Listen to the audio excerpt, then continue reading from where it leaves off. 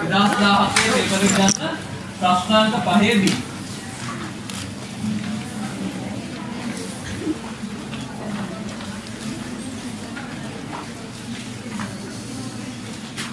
අර අපි එදා මේ ලීසස් සහ රෙවෙනියු කරා. එතකොට මේ ඒ පාරම් දෙකේ මේ පාස් එක කරන්න යන්න එපා. ලීසස් සහ රෙවෙනියු වල පාස් එක 2018 පේපරේ අරින්න වෙන පාස් එක කරන්න යන්න එපා. හරි. තේරුමක් නැහැ. මොකද හේතුව පරණ ස්ටෑන්ඩඩ් එකක් යටතේදී ප්‍රශ්න වලට අලුත් ස්ටෑන්ඩඩ් එකකට ආන්සර් කරන්න යන්න එපා. ඒක ලොකු අවුලක් වෙනවා. හරි. ඒක ඔළුවේ තියාගන්න. මොකද ඒවත් ලියලා ඊට පස්සේ ඒ කියන්නේ ඒ ප්‍රශ්න හදලා තියෙන්නේ පරණ ස්ටෑන්ඩඩ් අනුව. ඉතින් එහෙම ප්‍රශ්න වලට අලුත් ස්ටෑන්ඩඩ් එකකට පිළිතුරු ලියන්න බෑ. ඒ නිසා ඒක ලියන්න යන්න එපා. හරි මේ පේපර් එක ගන්නකො.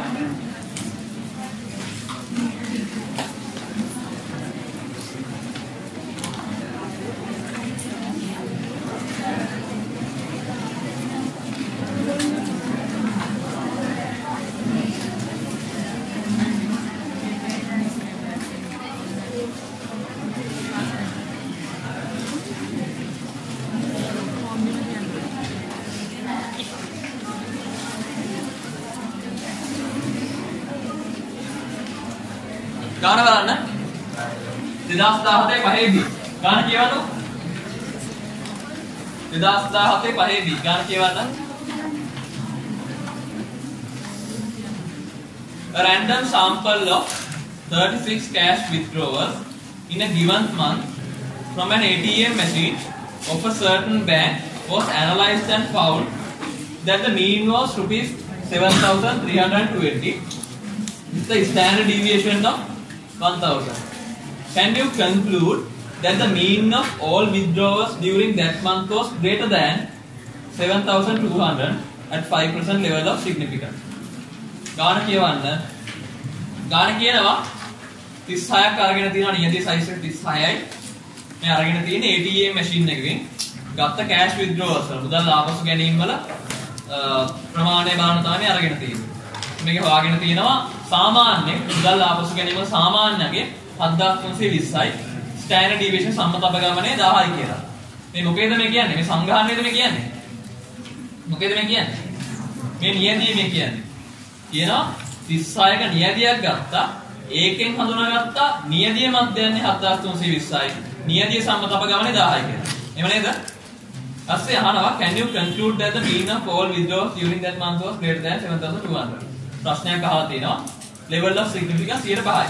හරි අපි එමු අර පියවර ටික. ගානේ පළවෙනි පෙළ අපි කිව්වා මුලින්ම දීලා තියෙන ইনফර්මේෂන් ටික ලියා ගන්න කියලා. මුලින්ම අපි කිව්වා පළවෙනි පියවරට කලින් පළවෙනි පියවර නෙවෙයි මේක. මුලින්ම අපි කිව්වා දීලා තියෙන ইনফර්මේෂන් ලියා ගන්න කියලා. මේක දීලා තියෙනවා sample size එක. n සමානයි 36යි. sample size එක 36යි. ඊළඟට sample එකේ මධ්‍යයන්ය දීලා තියෙනවා x bar අපිට දීලා තියෙනවා 7320යි. ඊළඟට ස්ටෑන්ඩඩ් ඩීවියේෂන් එක. sample එකේ ස්ටෑන්ඩඩ් ඩීවියේෂන් මේ sigma නෙමෙයි මේ දීලා තියෙන්නේ. මේ දීලා තියෙන්නේ s. s අපිට දීලා තියෙනවා ස්ටෑන්ඩඩ් ඩීවියේෂන් 1000යි කියලා. හරිද? x bar 7320යි s 1000යි කියලා දීලා තියෙනවා. ඊළඟට ගානේ අහනවා significance level එක අපි දාගමු significance level එක 105යි. හරි. ඔය ටික දාගන්න. n 36යි x bar 7320යි s 1000යි alpha 105යි. ඔය ටික මුලින්ම දාගන්න. වෙන පළවෙනි පියවර. මොකද අපි කියව පළවෙනි පියවර. අපි කියව population එක අඳුන ගන්න කියලා. නේද? population එක අඳුන ගන්න මුලින්ම විචල්ලේ දාගන්න. මොකක්ද මේ විචල්ලේ තියෙන්නේ? මොකක් ගැනද මේ කතා කරන්නේ? මේ මුදල් ආපසු ගැනීමක වටිනාකම ගැන නේද මේ කතා කරන්නේ? මුදල් ආපසු ගැනීමක අගය නෙමෙයි කතා කරන්නේ. අපි දා ගන්නවා amount of cash withdrawal. amount of a cash withdrawal.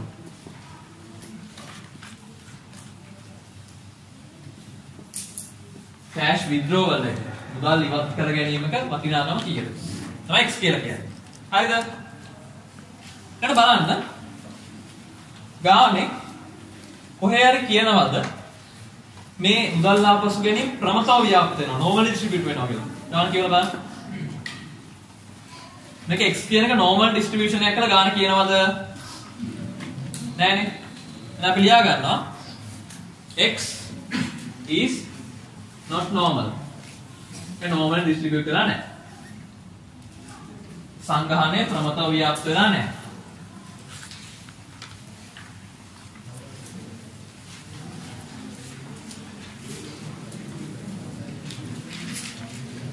එවල ගානේ අහන්නේ මොකද්ද? Can you conclude that the mean of all withdrawals කියන මොකද්ද කියන්නේ? සංගහණය. සංගහණයේ මධ්‍යන්නේ 7200ට වඩා වැඩි වෙනවද කියලා conclude කරන්න පුළුවන්ද කියලා නේද? දැන් සංගහණයේ මධ්‍යන්නේ කීයයි කියලාද කියලා නිකන් හිතන්නේ. කල්පනා කරන්න. සාවකාලික 7200යි කියලා. ඒකත් ඕනනම් දාගන්න පුළුවන්. අපිට mu නැත්නම් mu not කියලා දාගන්න පුළුවන්. ඒක අවුලක් නැහැ. 7200 කියලා දාගන්න පුළුවන්. දාගත්ත නැහැ කියලා අවුලකුත් නැහැ. ඒක ඔයාලට මොනවද දාගන්න ඕන. 7200යි mu සාමාන්‍ය తాවකාලිකව. අපිට මේ සංගහණයේ විචලතාවය දීලා තියෙනවද? විචලතාවයක් දීලා නැහැ. සංගහණයේ විචලතාවයක් ගාන දීලා නැහැ. ඒක දාගන්න දෙයක් නැහැ.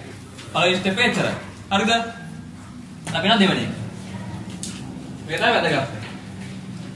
H0 සහ H1. දැන් අපි කතා කරන්නේ සංගහණයේ මධ්‍යයන්ය ගැන. දෙකට mu කියලා දාලා තියාගන්න. මොකද දාලා තියාගන්න පුරවන්න යන්නේ පාදයක්.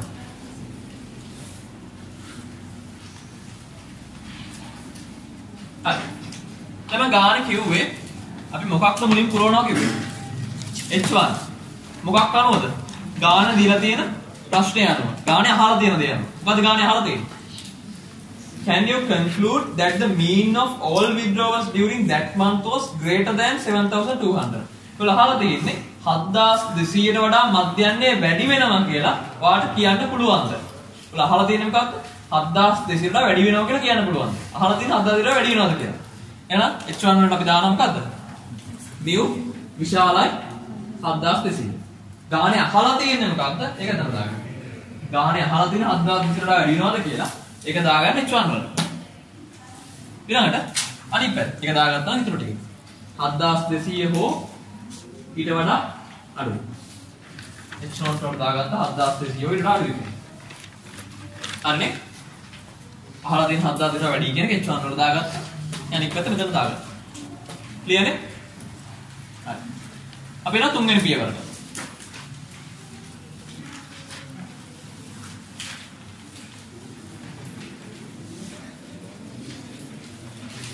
එන තුන්වෙනි පියවර. මොකක්ද තුන්වෙනි පියවර?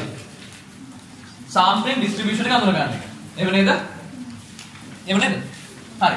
දැන් බලන්න ඔයගොල්ලෝ මේ ගණන ටේබල් එක අපි ගහගත්තා. දැන් මෙතනදී population එක පළවෙනි කාරණේ not normal. පළවෙනි කාරණේ population එක not normal. එහෙනම් ටේබල් එකේ යන දෙවෙනි පැත්තට. not normal පැත්ත. හරිද? ඔක්කොම ගියාද? not normal පැත්තට යන්න. ඊළඟට sample size එක large small එක තමයි. 36යි. 36 කියන්නේ 30ට වඩා වැඩි. එහෙනම් මේක large. එන large කියන එක. not normal and large. තුන්වෙනි එක සංගහන විචලතාවය ගැන දන්නවද නැද්ද? මේකේ දීලා තියෙන්නේ මොකක්ද මේ සම්මතව ගන්න දීලා තියෙන්නේ? මේ නියතිය sample එක දීලා තියෙන්නේ. සංගහන එක දන්නේ නැහැ. හරි. එහෙමනම් තෝරගන්න ව්‍යාප්තයම කොහොමද ලියන්නේ කියලා. ටේබල් එකෙන් අදාළ එක ලියා ගන්නවා. දැන් අපි ලියනවා x බා ව්‍යාප්ත වෙනවා ප්‍රමතව. කොහොමද ප්‍රමතව ව්‍යාප්ත වෙන්නේ? ගානේ mu කොහොමද mu වෙන්නේ මේකේ මැදයන්නේ. ගානේ දීලා නැහැ විචලතාවය. සංගහන විචලතාවය දීලා නැහැ. ඒ නිසා s වර්ග බෙදීම n. දැන් ඔයාලට දෙන්න ටේබල් එක බලන්න ඕනෙත් නෑ කියන්න පුළුවන් කියලා. එහෙම හිතනවා නම් හොඳයි. ටේබල් එක බලන්න නැතුව කියන්න පුළුවන් මට්ටම වෙනවා හොඳයි. x බා ව්‍යාප්තයි ප්‍රමතව මධ්‍යන්නේ mu s වර්ග බෙදීම n. හරිද? අප බැලුවා සංගාහනයේ ප්‍රමත නැහැ. නමුත් නියයිතරව විශාලයි. එහෙනම් මොන ප්‍රමේයට අනුවද? සෙන්ට්‍රල් ලිමිට් තියරම් එකට අනුව. මධ්‍ය සීමා ප්‍රමේයට අනුව ආසන්න වශයෙන් ප්‍රමතයි. සිග්මා වර්ග දන්නේ නැහැ s වර්ග දැම්මා. හරිනේ? අපිට මේක ඕන ආදේශ කරලා ලියන්න පුළුවන්. x බා ව්‍යාප්තයි ප්‍රමතව මධ්‍යන්නේ අපිව දාන්න ඕනේ h නෝට් එකේ තියෙන එක. h නෝට් එකේ තියෙන 7200යි කියලා. අපි දාගත්ත 7200යි කියලා. සමාවක් දාලා s වර්ග. s කියන්නේ 1000යි. 10 වර්ගය දානවා. සුළු කරන්න ඕනේ 10 වර්ගය කියලා නිකන් දාන්න. බෙදීමෙන් n කියන්නේ 36යි. නිකන් දාගන්න. තුන්වෙනි පියවර ව්‍යාප්ත එවුවා මම දැන් 7200 දාගත්ත එක්ස්ට්‍රා වල තියෙන එක 10 වර්ගයේ බෙදීම 36යි. හරි. එතන වෙන හතරවෙනි පියවර.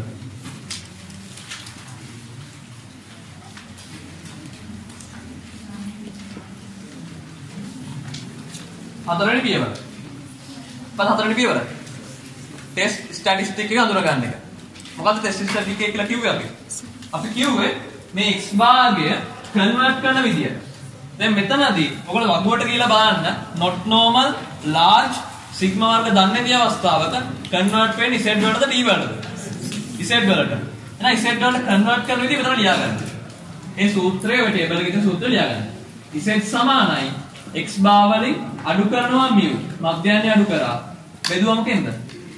සම්මත අපගමනය. එතන සිග්මා වර්ග අපි දන්නේ නැහැ. ඒ නිසා අපි s දානවා s බෙදීමේ n වල මූලය. මොකද? එතන කන්වර්ට් වෙන්නේ z වලට z සමානයි x බා අඩු කිරීම mu බෙදීම සිග්මා දන්නේ s බෙදීම n වල මූලය. හරිද? හරිද මේක? දැන් මේකට ආදේශ කරන්න. ආදේශ කරලා සුළු කරන්න. අපිට ගාන දීලා තියෙනවා x බා 7320යි. ගානේ mu h නෝට් වල තියෙනවා mu 7200යි. mu 7200යි. s කියන්නේ 1000යි. s කියන්නේ 1000යි. n වල මූලය. n කියන්නේ 36යි. 36යි මූලය. හරි මේක සුළු කරලා උත්තරේ ගන්න බලන්න. 7320 ඍණ 7000 7200 බෙදීම 1000 බෙදීම n වල මූලය 36යි මූලය.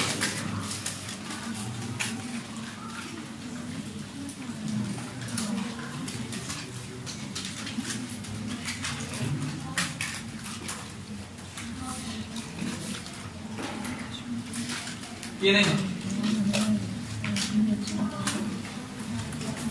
මේක දෙන්නේ 1.9 දෙක දෙන්නේ හරිද? හරි.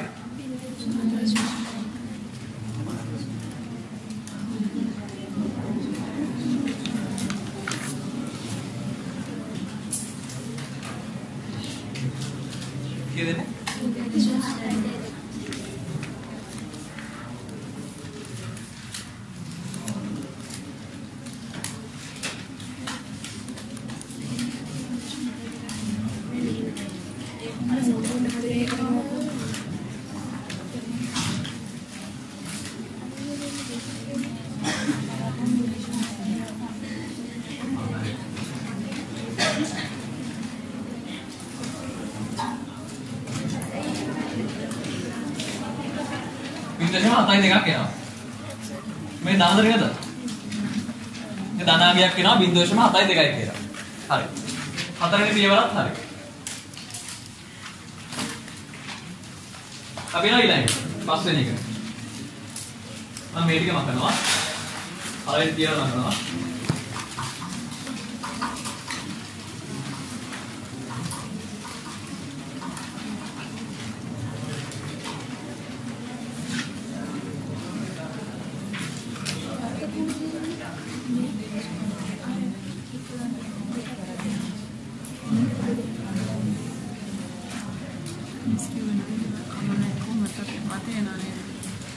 හරි අපි යන පස්වෙනි පියවර. එන පස්වෙනි පියවර අපි හොයා ගන්න ඕනේ ක්‍රිටිකල් වැලියු එක.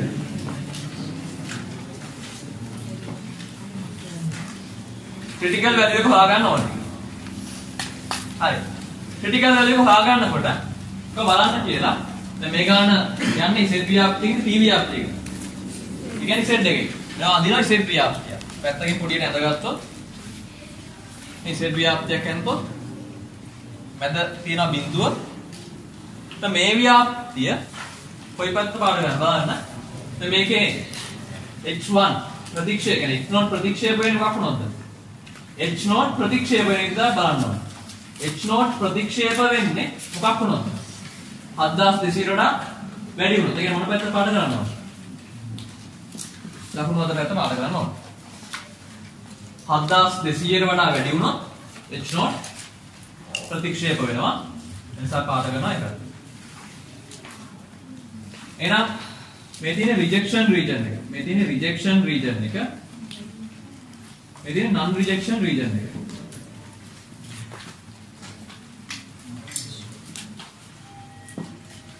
හරි. පහවා ගන්න ඕනේ. මේ දෙක වෙන් වෙන තැන මොකක්ද කියලා. ප්‍රතික්ෂේප ප්‍රදේශය සහ පිළිගැනුම් ප්‍රදේශ වෙන් වෙන්නේ කොතනින්ද කියලා. මේ දෙක වෙන් වෙන්නේ මොන අගයෙන්ද කියලා හොයාගන්න ඕනේ. බලන්න ගානේ සිග්නිෆිකන්ස් ලෙවල් එක කීයද කියලා තියෙනවා. 105යි. කියන්නේ 0.05යි කියන්නේ. ඒ කියන්නේ මේ තියෙන මේ ටිකේ වැලියු එක රිජෙක්ෂන් රීජන් එකේ වටිනාකම 0.05යි. එනේ 0.05යි 0.2යි. දැන් මේ ටිකේ වෙනනම් කීයද? 0.45යි 0.2යි. 4500යි. අපි කලින් හෙව්වා. ඔන්න වගපොතේ කියලා බලන්න 4500 කොහෙද තියෙන්නේ කියලා. 4500 තියෙන තැන බලන්න. 4500ක් නැතුව ඇති අපි කිව්වා වගේ 4495යි 4505යි ඇත්ත. අපි කව වැඩි යගේ ගන්න කියලා. කීයද? 1.65 නේද? නේ? 1.65. ධන දෙකද? ධනාගයක්. මොකද මේක ධන පැත්ත තියෙන්නේ. 1.65. අපි හොයාගත්ත ක්‍රිටිකල් වැලියු එක.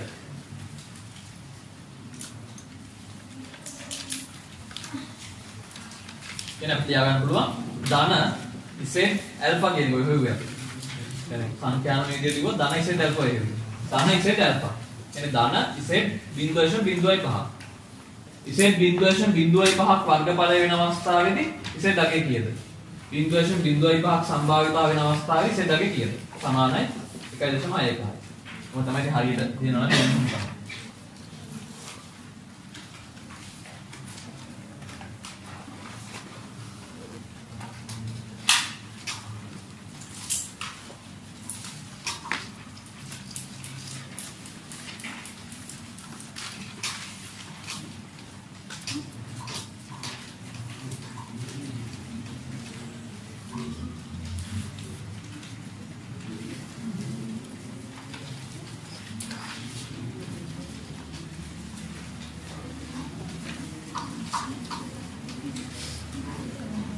හරි. අපි එනවා 5 වෙනි පියවරට. ඩිසිෂන් එකට එන්න හදන්නේ. බලන්න. අපි කිව්වා ඩිසිෂන් එකේදී මේ අදපු ව්‍යාප්තිය වල ලකුණු කරන්න පුළුවන් නැත්නම් මේක අඳින්නත් පුළුවන් ඕනික. අපි අඳිනවා ව්‍යාප්තිය. ඉතින් ව්‍යාප්තිය තමයි අපි අඳින්නේ. අපි අඳගත්ත අවදි පෙරස. තම ප්‍රතික්ෂේප ප්‍රදේශ රිජෙක්ෂන් රීජන් එක. 1.65 පහෙන් තමයි රිජෙක්ට් වෙන පටන් ගන්න. මෙතනින් එහාට ඕනම තරම් රිජෙක්ට් වෙනවා. ඊළඟ මේකෙම ලකුණු කරන්න අපිට ආපු ටෙස්ට් ස්ටැටිස්ටික් එකේ වැලියු එක. කීයද ආවේ? 0.72. ලකුණු කරන්න මේක. ධන 0.72. කොහෙද එන්නේ? මේ පැත්තේ එන්නේ. ඔය ලකුණු කරන්න. එතන ඇවිල්ලා තියෙන රිජෙක්ෂන් රීජන් එකද නන් රිජෙක්ෂන් රීජන් එක? නන් රිජෙක්ෂන්. දැන් අපිට ලියන්න පුළුවන් කන්ක්ලූෂන් එක මේ විදිහට. අපි ලියනවා test statistic falls within non-rejection region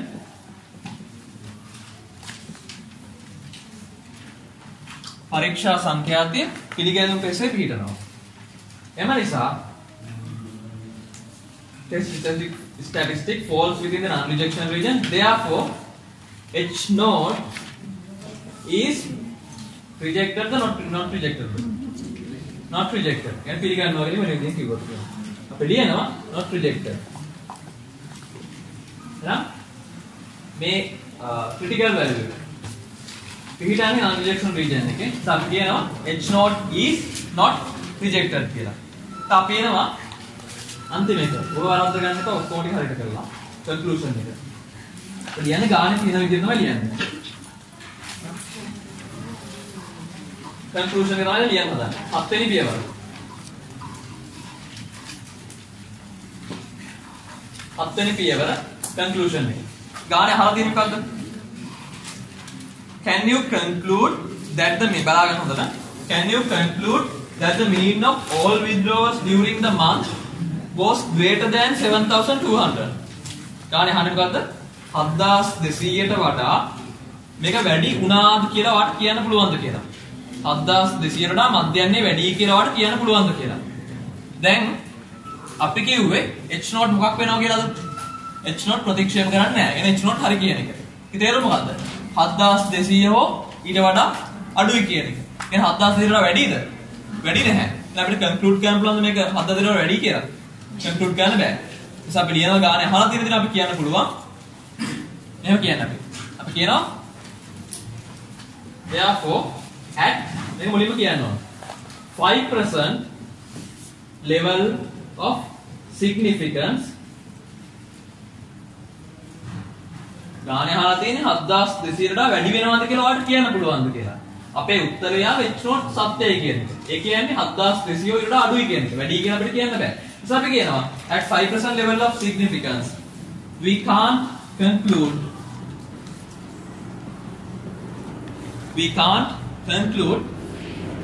that the mean of all withdrawals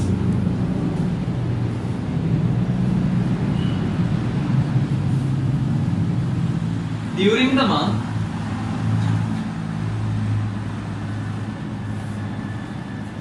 the month was greater than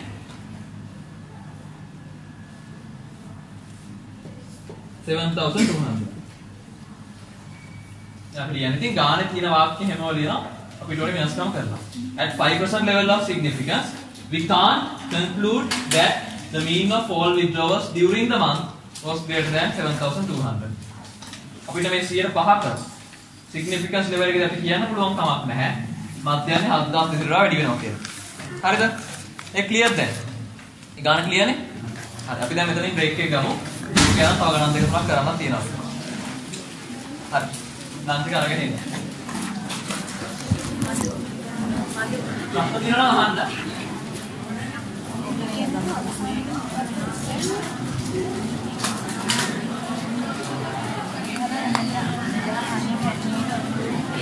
එකට එන්න. එක වෙනකොට එන්න.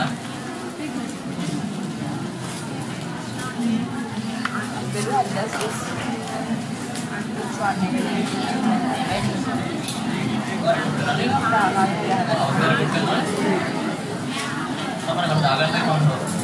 Dengan lain.